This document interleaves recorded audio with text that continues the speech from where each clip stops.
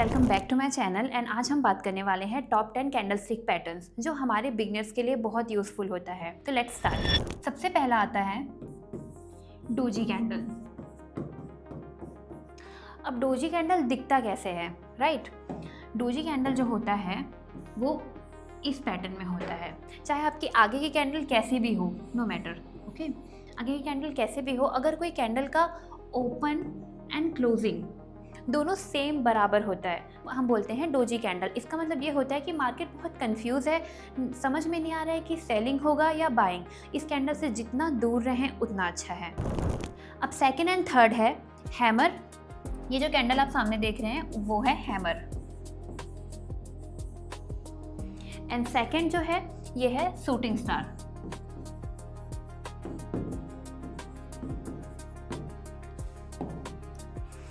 Hammer यानी कि ऊपर की जो बॉडी है, ऊपर एक बॉडी एंड नीचे एक बड़ी सी विक, यानी कि सेलर्स ने प्रेशर तो दिया बट बायर जो है उसे वापस ले आए, यानी कि यहाँ पे बहुत बड़ी अपॉर्चुनिटी बनती है बाय साइड की।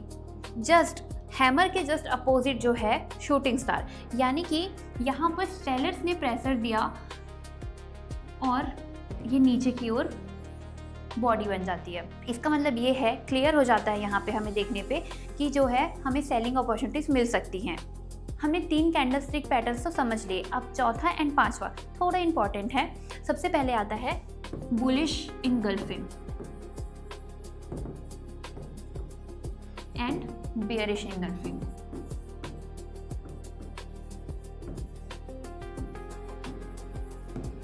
प्लीज़ मेरी राइटिंग को इग्नोर करना। अब ये बुलिश इंगल्फिंग और बेयरिश इंगल्फिंग दिखता कैसे है? तो जैसे कोई भी कैंडल बन रही है रेड, स्टार्टिंग में कोई रेड कैंडल बनी, छोटी कैंडल बनी, जस्ट उसके बाद एक बड़ी सी कैंडल बनती है ग्रीन की, यानी कि ये जो ग्रीन कैंडल है इसे ओवरलैप कर देती है या इसे पूरी तरह से खा जाती है, इसे कहते हैं बुलिश इंगल्फिंग।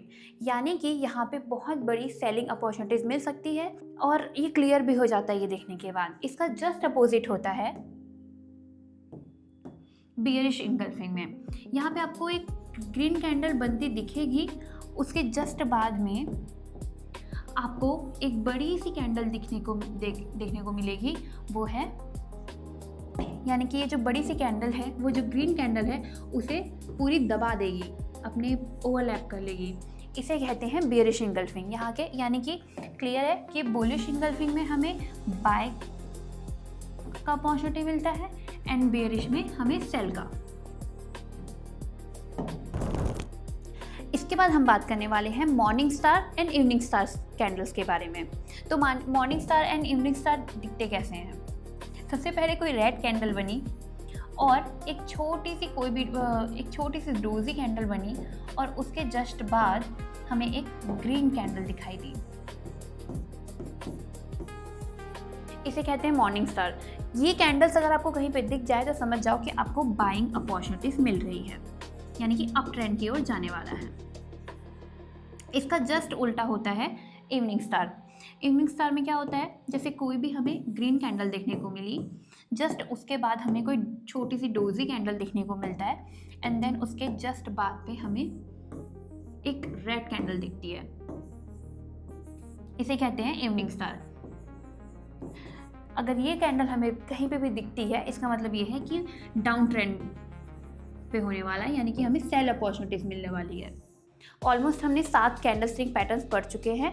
इसके बाद जो इम्पॉर्टेंट है मैं वो बताती हूँ आपको। एक मोरुबोजू कैंडल होता है, ठीक है, बहुत सिंपल है वो। वैसे तो कोई भी बड़ी सी आपको रेड कैंडल दिखे या कोई सी भी बड़ी हमें ग्रीन कैंडल दिखे, कोई बड़ी सी कैंडल होती है उसे बोलते हैं मोरुबोजू कैंडल। ये होती है बेयरिश मोरुबोजू और ये होती है बुलिश मोरुबोजू, यानी कि ये जाएगी अप ट्रेंड की ओर और ये जाएगी डाउन। अगर ऐसा कुछ कैंडल दिखता है हमें तो हम इस पे सेल अपॉर्चुनिटीज़ हमें मिलती है और ये दिखने के बाद हमें बाइंग अपॉर्चुनिटीज़ मिलती है। इसके बाद हम पढ़ने वाले हैं 3 वाइट सोल्जर्स। आपको नाम से ही समझ में आ रहा होगा कि हमें 3 कैंडल्स देखने को मिलेंगे बैक टू बैक। हमें कोई अगर 3 ग्रीन कैंडल्स मिलती है, इसे बोलते हैं 3 वाइट सोल्जर्स। 3 वाइट सोल्जर्स जो हैं वो हमें क्लियर बताते हैं कि हमें यहाँ पे बाइंग अपॉर्चुनिटीज मिल रही है। कंटिन्यूस अगर ग्रीन कैंडल्स बन रही है तो हम बाय कर सकते हैं। इसका जस्ट उल्टा होता है, अगर हमें back to back 3 red candle देखने को मिल जाए, इसे क्या बोलते होंगे? हमारे इंडिया में क्राउज, कौवों को थोड़ा सा अपशगुन माना जाता है, तो इन्होंने कैंडल्स का नाम ही रख दिया 3 क्राउज। लाइक सेलिंग के साइड पे दिख रहा है, या फिर हमें मार्केट जो है वो बेरिश दिख रही है। तो अगर ऐसा कोई कैंडल हमें देखने को मिल जाए, बैक टू बैक हमें 3 कैंडल्स रेड दिखेगा, ये इसका मतलब है कि हमें सेलिंग अपॉर्चुनिटीज मिल रही है। सो आई थिंक मैंने 10 से 1 थोड़ा ज़्यादा मोरोबोजू मैंने ऐड किया था, जो कि क्योंकि हमें हमेशा बड़े कैंडल्स देखने को मिलते हैं और फिर हमें समझ में नहीं आता कि हमें क्या करना चाहिए, या फिर इतनी बड़ी कैंडल्स बन गई तो हमें सेल करना चाहिए या बाय करना चाहिए, इसलिए मैंने आपको वो चीज़ ऐड कर दिया था। Thank you so much for watching.